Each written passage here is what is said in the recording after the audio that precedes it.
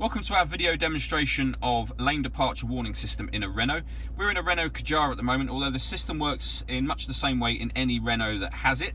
So over on the side of the screen here, you can see this button here. If I give that a push, that will open up the driving assistant menu. And you can see lane departure warning system is turned on. You could turn it off should you wish to from here.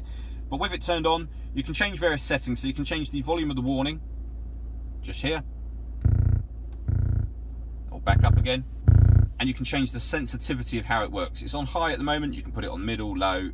We're going to take the car for a drive now so that you can see exactly how it works. Okay, so now that we're on the motorway, what we're going to do is we're going to move out a lane by indicating. First of all, if you indicate and move out a lane, you'll get no warning because it was intentional. You'll see up on the display, possibly just there, but the two green lines underneath the speedometer, that's to show that we did that properly.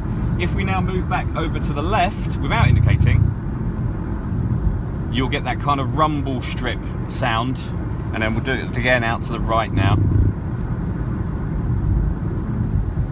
And just in case you didn't hear it, what we'll do is just get past these two cars, and I'm going to move in again to the left without indicating, and you'll hear the noise. So here we go now.